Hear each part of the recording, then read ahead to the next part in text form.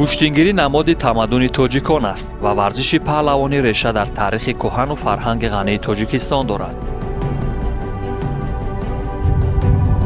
пас аз ривоҷи гӯштинҳои маъмул дар ҷаҳон аз қабили гӯштини тарзи озод, юнону румӣ ҷудо ва самбо паҳлавонони мо аз майдонҳои чаманзор ба саҳнаҳои бузурги ҷаҳонӣ баромаданд.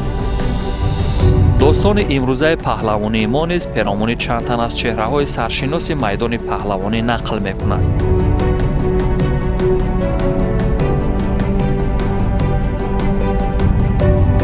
муассисаи давлатии наврӯзгоҳи шаҳри Душанбе таи чанд соли охир маҳалли баргузории пуртарафдортарин мусобиқаҳои гӯштингирӣ барои дарёфти ҷавоиз ва ҷоми пойтахт ба шумор меравад.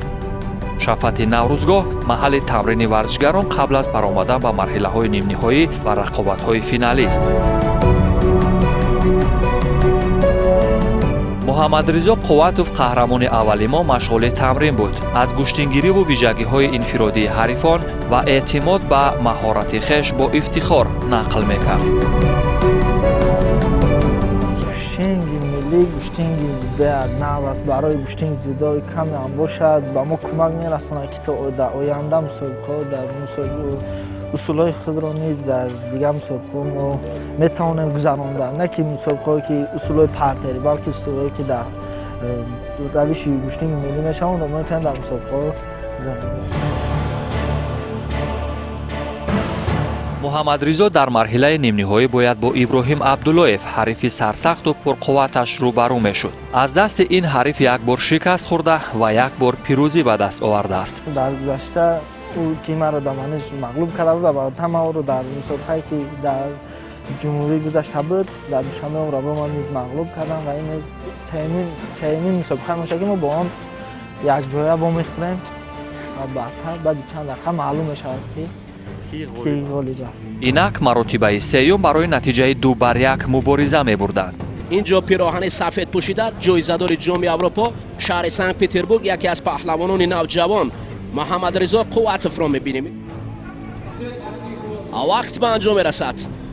ду огоҳӣ танбеҳ мубодал гардид. ҳамин тариқ пирӯзии Муҳаммадризо Қувватов ба қисмати финалӣ дар вазни 60 кило таъмин карда шуд.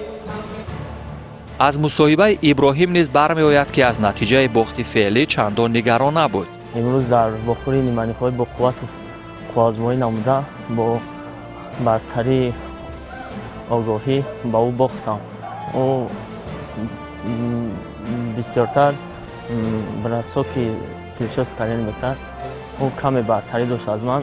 аз ҳамин сабаб доварон ба ман огоҳӣ додам. ман огоҳӣ дар ин бохӯрӣ мағлуб шудам. иброҳим аз равише кор мегирифт ки ба таъбири Муҳаммадризо крокодил ном дошт. вақте ки як ду бор кати ҳариф гӯштингирӣ уже мефаҳмем ва ман пиромаи кор мекард крокодилро ман медонистам. усуле ки як тарафи чап мегирад то мехӯрад дар гирди сар пироми корейсо японсо бисёртаи усулро мекунад. ира ман медонистам. майда ки пурқувват будам медонистам ки усулҳои поёнӣ кор мекунам ва ман бештар хостам ин усулҳои ира гузаронам ва усулҳои худам гузаронам ки дар ман огоҳӣ натавонам. ба ду огоҳӣ якум додан, огоҳии дуюм танбеҳ шуд кунам. тонистам ба ин огоҳиҳо пирӯзӣ ба даст биёрам.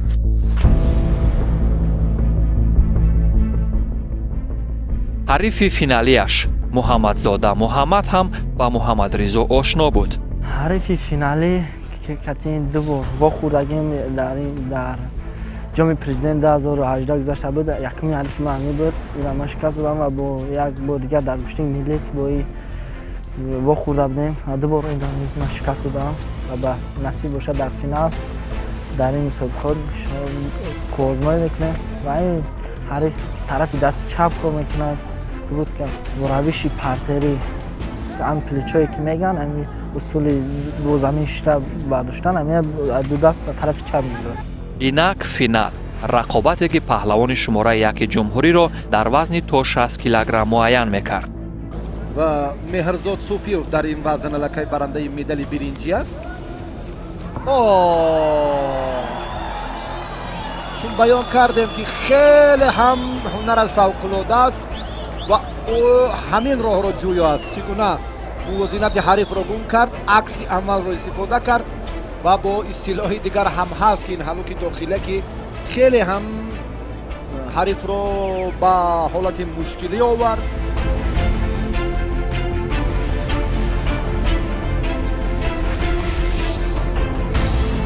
ҳамин тариқ муҳаммадризо барандаи медали тилло дар вазни то 60 килои рақобатҳо шуд. ӯ ки равишҳои мухталиферо дар гӯштинҳои ҷудо ва миллӣ дар сатҳи хуб ба кор мебарад, мегӯяд дилпурона ва боэътимод дар муқобили ҳариф рафтор бояд кард, зеро ҳариф низ дар сатҳу шароити ту тамрин дидааст. дар мусобиқаҳо мебарад набояд тарс дошта бошад. Он варзигаре ки тарс дошта бошад, он варзигар намешавад. ва дар мусобиқаҳои байналмилалӣ мо метавонем бо мусобиқаҳое ки бо ҳарифҳое вохӯрем ки дар он мусобиқаҳои чемпиони ҷаҳонанд. мо вақте ки тарс дошта бошем дигар набароем мешавад. ғолибият дар дасти зур гуфта дигар машқам накунӣ, бефоида дигар рафтан. барои ҳамин қадар ҳам дар кадом мусобиқа набошад, ҳама вақт бо дили пур баромад кам дар кор. ту ҳам меҳнат мекунӣ ва ҳам меҳнат мекунад. касе меҳнатш бисёр бошад, аммо кас мебарад.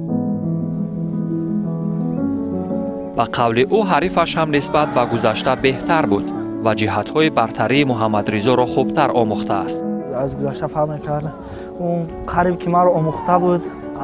чанд бор ки ман усулое ки худро медонистам вай надод дар ман чанд бор ва ман тонистам ки дар охир низ усули худро гузаронам ва ба ҳисоби ҳалол ба он касро шикаст додам ва сазовори ҷои аввал гардидам. охирсухани қаҳрамони аввали моҳ бо орзуи пирӯзиҳо дар арсаи ҷаҳонӣ ва барафрохтани муқаддасоти миллӣ анҷом пазируфт. ҳар як варзигаре ки сазовори ҷои аввал мешавад, на сазовори ҷои болои минбари фахрӣ ки мебарад, он варзигар ҳама вақт як шодӣ, як хурсандӣ ба худ меорад. ман дар оянда нақша дорам ки дар шаҳри Ташкент мусобиқаи ҷоми Осиё мегардад ки дар он ҷо низ бояд иштирок карда ва сазовори ҷои намоён гашта миллат парчамбардори миллати худ гардам ва пас аз он дар чемпионати Осиё ва чемпионати ҷаҳон мехоҳам иштирок карда ва сазовори ҷойҳо намоён гардам.